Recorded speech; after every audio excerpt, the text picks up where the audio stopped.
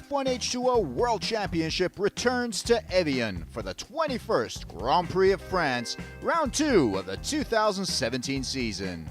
A historic and world-renowned spa and holiday destination, Evian-les-Bains has attracted the international creme de la creme for centuries and continues to be a favorite destination for royalty, celebrities, and jet-setters. Evian is a name synonymous with water. The melting snows of the Alps nourish a verdant and flourishing pastoral environment where cows and sheep graze on lush green meadows by idyllic, bubbling streams, an Arcadian wonderland with such clean and wholesome water and air that international sports teams come to train here on the off-season. Evian was one of the world's premier destinations during the Belle Epoque and the Roaring Twenties, and it continues to be a major attraction with its incredible architecture, the all-wood La Grande Jaloque Concert Hall, the Clock Tower, and some of the finest restaurants and cuisine at the foothill of the Alps. There couldn't be a more perfect setting for the world's premier marine motorsport racing series as the crowds once again flock to the shores of Lac Léman in their thousands to watch the Grand Prix of France. The locals get to cheer on French three-time and defending world champion Philippe Chiapp of CTIC F1 Shenzhen China team, and for those who have the nerve and the stomach for it, there's the F1H2O two-seater, where you can get a first-hand experience of the hair-raising thrill that is F1H2O racing. First, let's take a look at what happened in round 1 in Portimao, Portugal.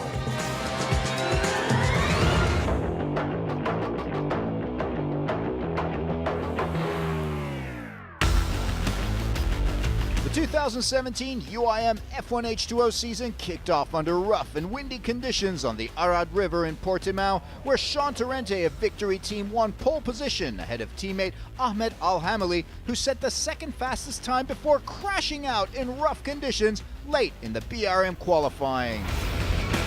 Starting from third place on the pontoon, Philippe Chiapp got the jump on Eric Stark at the end of lap 1 to move into second position behind Torrente. Chiapp gave chase for 9 laps before Torrente broke down, giving Chiapp the lead, with Eric Stark of Team Sweden chasing the Frenchman in third. Celio surged from 9th through the field to 4th behind Stark. Behind Celio, a battle ensued between Benavente and Marsalek, Marsalek taking out a turn buoy 4 laps from the end to send Benavente up into 4th. Stark's race came to a disappointing close just 2 laps from the end, although he managed to salvage 8th. That moved Celio into second position, Benavente into third, Marsalek 4th. But a post-race penalty to Marsalek meant Carella would finish 4th, an incredible result considering all the misfortune they had to endure. The Grand Prix of Portugal winner was CTIC F1 Shenzhen China driver Philippe Chiapp, runner-up Celio of Mad Croc Baba Racing Team, and on the podium in home waters, Duarte Benavente, to the delight of the Portuguese crowds.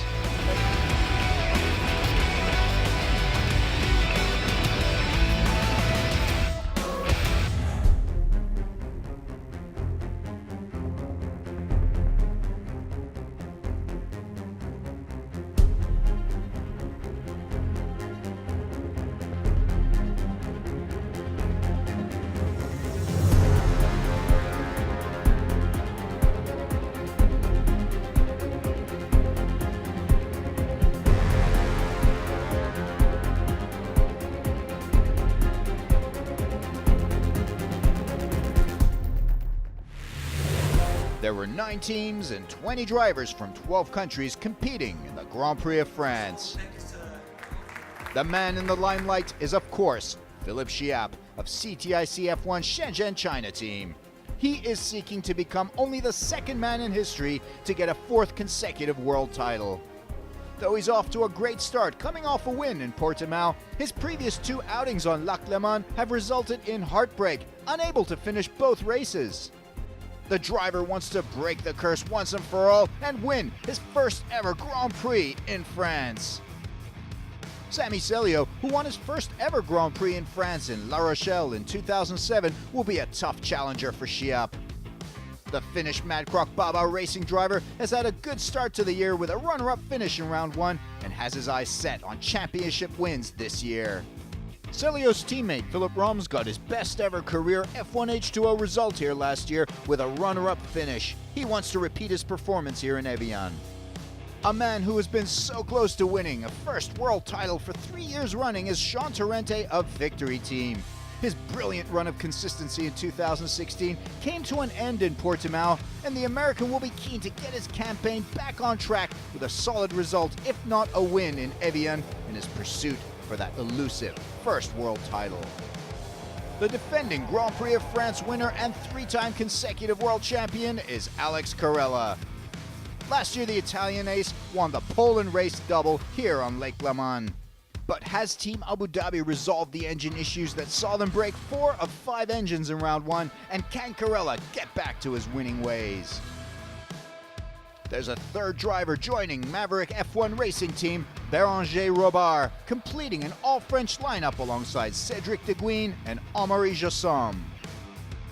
And Blaze Performance driver and 12-time Grand Prix champion Francesco Cantando has a brand new Blaze boat with some radical new design features seeking to overturn a dismal record on Lac Le Mans. Lac Le Mans is a notoriously tricky course with unpredictable winds and big rollers, making it particularly challenging to find the right setup and negotiate those shifting conditions over a 45-lap race.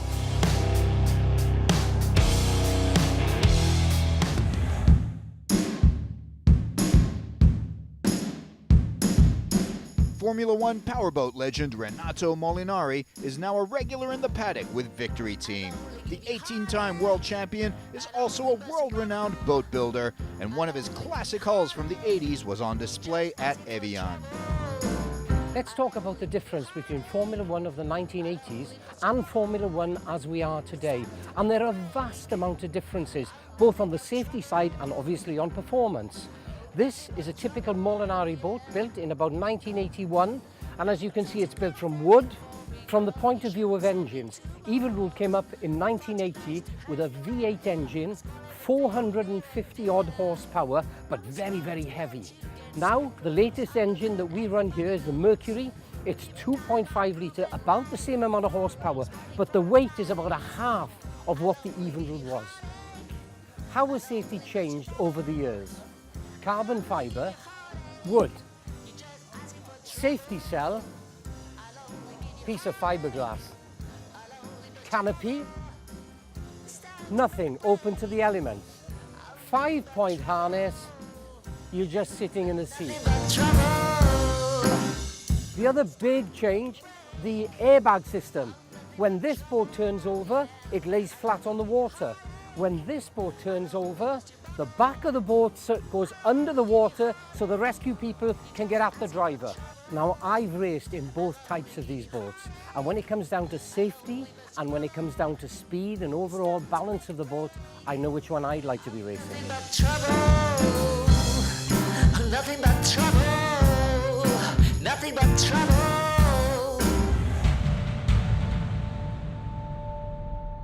Rough weather and severe conditions once again forced the postponement of BRM qualifying to the morning of race day. Boats got their first 1-hour practice just 30 minutes before going out for a 1-hour qualifying session where all 20 drivers were out on the water trying to set their fastest times. The short half-hour break between practice and qualifying proved crucial as teams worked frantically to try and fine-tune their boats, change engines, or reconsider setups with the clock running against them. Team Sweden's Eric Stark broke an engine and was struggling to get it switched out in time. Could they get him out there? The teams that got out earliest benefited most from the relatively smooth conditions.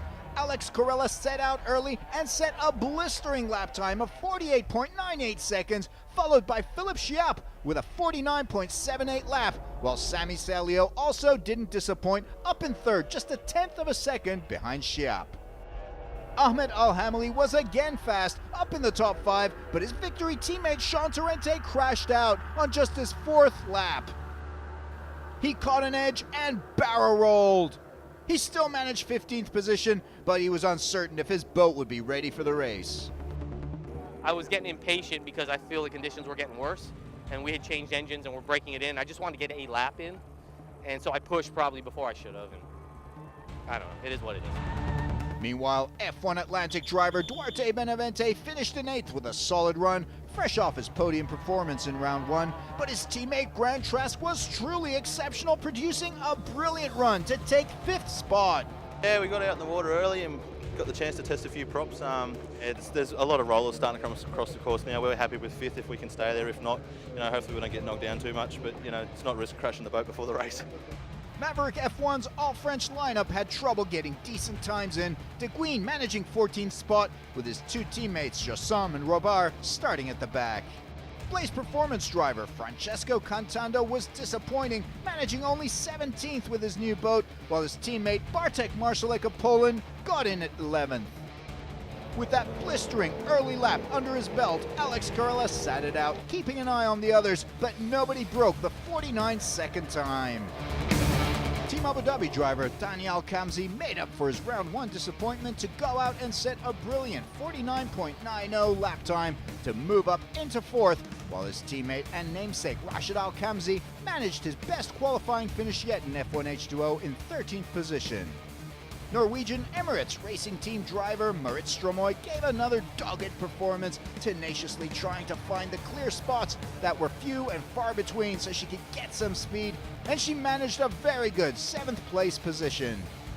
As the qualifying wound down, Team Sweden's struggles continued, with Jonas Andersson having a tough time barely managing 12th position. With just 3 minutes left in the session, his teammate Eric Stark finally appeared on the pontoon, hustling onto the water to try and get a lap time in, anything. His team strap him in, send him out, and there is less than a minute left in the session. He goes all out, giving his all, only able to get a single lap in. And it's good! 9th position for Eric Stark, and after everything they've been through, it probably almost feels like they won it. The final qualifying result sees Alex Carella once again snatch pole position with that brilliant early lap. Chiap starts in 2nd position with Celio in 3rd beside him. Daniel Kamzi 4th, and beside him is Grant Trask in 5th, Philip Roms 10th. Sean Torrente will be rallying up from 15th. We play good with the team to be in the water on the first 3-4 board. This was the key. Water was flat. I managed to make a good lap and was just waiting for 45 minutes, but I'm really happy for the boat and for the team winning this pole position very hard.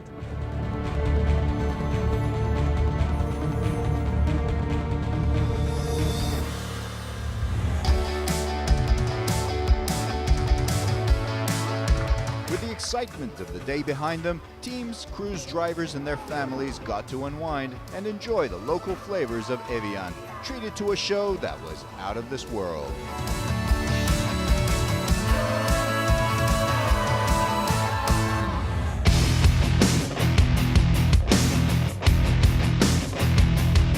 Grand Prix of France was about to get underway. 20 drivers, 9 teams, doing battle on the treacherous waters of Lac Léman as the crowds gathered for the 3rd consecutive F1H2O Grand Prix in Evian.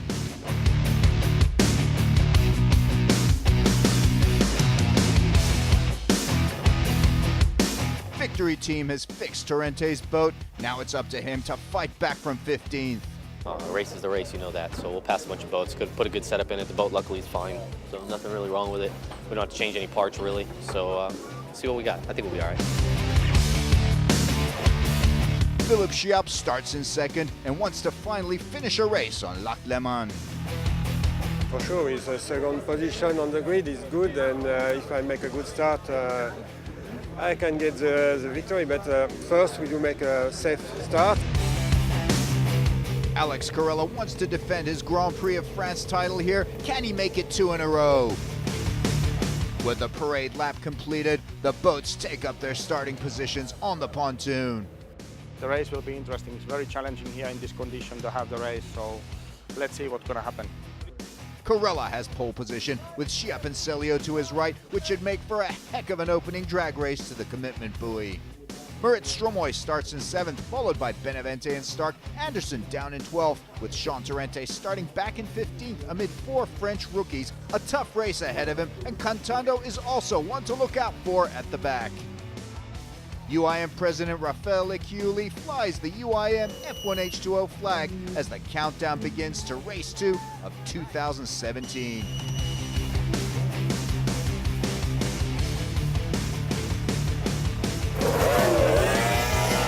And it's on! These boats can hit speeds of 100 kilometers an hour in 4 seconds as they shoot off the pontoon. Newcomer Béranger Robert struggles at the start, but it's a great start from pole sitter Alex Corella. Bartek Marszalek gets hemmed in by Philip Roms and Jonas Andersson, the Polish Blaze performance driver struggling in the spray. Alex Corella has a masterful start to the race, holding off Schiap and Celio. Benavente outspeeds Moritz Stromoy to move up into 7th behind Ahmed Al-Hamali. At the back of the field, Mike Shimura sees Francesco Cantando leaving behind on the inside, coming around that first turn. Out in the lead, the perfect start for Team Abu Dhabi ace Alex Corella, opening his lead over Schiap as Celio and Al-Kamzi lock horns for 3rd place. Further back, Jonas Andersson has a good start too, moving up from 12th on the pontoon to 10th as he passes Marszalek and Roms and moves up on his teammate Eric Stark to his port side. Behind Corella and Schiap, the battle heats up between Celio and Thani Al-Kamzi. Celio keeping the Team Abu Dhabi veteran off his back for now, but Al-Kamzi also has someone on his tail, Grant Trask of F1 Atlantic team. The Australian driver cutting in on the inside, trying to sneak into 4th, but Al-Kamzi closes the Aussie off at the turn, holding on to 4th. Back in the lower end of the pack, Sean Torrente begins his climb up the field, overhauling another Team Abu Dhabi driver, Rashid Al-Kamzi, to move up a spot into 14th position.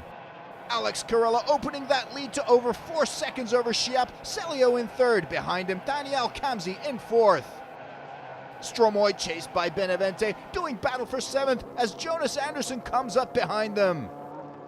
Andersson comes around the outside of Stromoy and Benavente, turning this into a 3-way showdown, but it's another Team Sweden boat on the inside who catches them all off guard as Eric Stark sneaks through and nabs 7th position, passing Stromoy and Benavente in one fell swoop. Further back, Torrente continues his surge up the ranks, this time taking Cedric De Guin on the inside while closing out Marszalek on the outside. Then he chases down Philip Roms as the man from Miami moves into 11th position, setting his sights on Moritz Stromoy. Torrente moving up behind Stromoy, and Stromoy has held the American off in plenty of races and through many a duel, but this time she doesn't have the speed to fend off Torrente. The Victory number 4 boat moves up another notch into the top 10 on just the 2nd lap. In a battle between 2 French drivers, the new CTIC F1 Shenzhen China driver Peter Morin overtakes Cedric De Guin, great racing from the former Rouen 24-hour champion. No changes in the top 6, Corella looking very comfortable with nearly 6 seconds of a lead over Schiap, Celio 3rd, Al-Kamzi 4th, Trask 5th, then Al-Hamali in 6th. Torrente continuing his incredible climb as he tries to get past the wily Portuguese driver. But Benavente doesn't have what it takes as he watches the Blue Victory boat speed away ahead of him. Torrente sets his sights now on the 2 Swedish red boats, Andersson and Stark, who are sure to prove tougher nuts to crack, fast drivers with good setups and a lot of experience between them. But Torrente is very aggressive and desperate for points here in round 2, and you can be sure he'll be laying it all on the line, throwing caution to the wind. Back in the field, Francesco Cantando zooms past Cedric De Guin, building momentum in his new boat, moving up into 15th. Up in the lead, it's all smooth sailing for Alex Corella, Schiap nowhere in sight behind the Italian. Grant Trask chasing De Guin, and he barrel rolls before that tight corner. What a shame for Trask, who is going strong in 5th position. Here it is on the replay. He snags a trough, hooks it, and goes over. He's unhurt as the Osprey rescue team get him out, but it's a big blow to F1 Atlantic team. Meanwhile, Cedric De Guin of Maverick Racing Team comes in to try and change setup before the race commences, but they're losing precious time. Yellow flag, the boats wait for the restart. Green flag goes up, the race is back on. The yellow flag bunch up proves a godsend for Schiap and Celio, who go neck and neck behind Corella. Sammy Celio does it! Sammy Celio moves into 2nd position ahead of Schiap. Further back, Sean Torrente also has a brilliant green flag restart in 9th, jumping 4 spots into 5th position. Shiap's woes continue as he's now taken on by Ahmed Al-Hamali, with Al-Hamali's teammate coming up behind them, turning this into a real firefight. Torrente has the speed on the outside as he first passes Ahmed Al-Hamali and then gives chase to Shiap. Jonas Anderson is also closing in on Al-Hamali, battling through the spray to catch the Emirati. Torrente does it. Torrente flies past a struggling Shiap on the outside as Al-Hamali locks horns with Shiap. Shiap has the inside advantage, Al-Hamali has the speed, and then Stark throws himself into the mix along with Anderson. A titanic 4-way battle unfolds between Shiap, Al-Hamali, Stark, and Anderson. Al-Hamali and the 2 Swedes move past the struggling Shiap, and there appears to be a problem with Shiap. The Frenchman slows and falls back as the 2 red boats chase the blue victory boat ahead. The 2 Team Sweden teammates go into the turn neck and neck and they nearly collide, but Anderson has it. Jonas Anderson beats Stark and sets his sights on Ahmed Al-Hamali. Daniel Kamsi senses trouble now as he sees the red boats in his rearview mirror, and Anderson continues the pace to pass the Team Abu Dhabi driver, with Stark following behind them. Finally, Cedric de Guin's boat is ready to go back out. He loses 3 positions, bumped down to 18th from 15th, but at least he can keep racing, and there's still a lot of laps left. Out in the lead, Alex Corella rebuilds a 4-second lead, this time over Celio in 2nd position, Torrente in 3rd with Al-Hamali in 4th, followed by Jonas Anderson in 5th and Al-Kamsi in 6th. Philip Shiap is back on the pontoon as his team works frantically to try and get him back out, looking to see what's wrong, checking all the connections, the spark plugs, the fuel lines. This is the 3rd consecutive race on Lac Le Mans that Shiap has experienced a breakdown, and this time he at least wants to finish the race and salvage what he can, but it does not look good. It's no good, his race is over, the curse of Evian continues for the world champion. Trouble also for Blaze driver Bartek Marsalek, his race ends in frustration in Evian. Just 19 laps left, Corella keeps building that lead over Celio, who's under pressure from Torrente in 3rd, the American looking to snatch 2nd spot from the Finn, but the Mad Croc Baba ace is driving a solid race, looking to build on his excellent runner-up showing in round 1 in Portimao. On lap 30, Emirates racing driver Mike Shimura's race comes to an end, the German is towed out of the water. In the lead, Corella loses none of his momentum as he laps Francesco Cantando, who's doing well in his new Blaze boat, Cantando in 10th position. Further back, Marit Stromoy keeping up the good pace in 8th as the laps run out. The final lap, Alex Corella tries to bring the boat in safely through to the checkered flag to avoid any last-second disasters. Can he do it?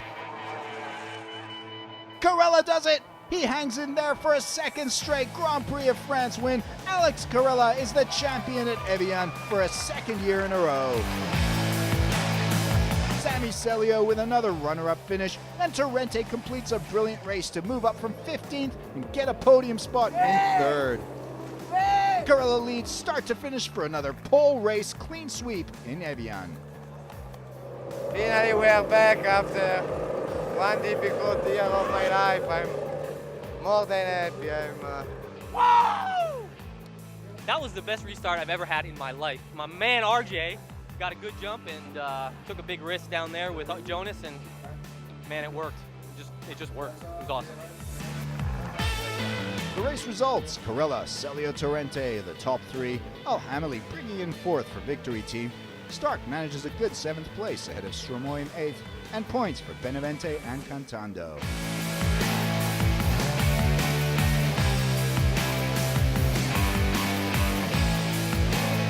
Team Abu Dhabi dominates the team standings at the end of round 2 with Mad Croc Baba just behind and CTIC F1 Shenzhen China in 3rd. And a 3-4 finish for victory shoots them up to 4th. It was a great drive, great race, great radio, man, and the team worked their ass off. I got the boat wet for them this morning. I was swimming, and we just kept working, man. We just kept grinding, and we'll go to the next one. We're really fast. I just got to not screw it up in qualifying. Hard race to fighting and changing the guys in the front, and unfortunately Alex didn't do any mistakes and was clear race, and I didn't have the pace to overtake him. So second, need to be happy, leading the championship if our calculation is right. So it's great.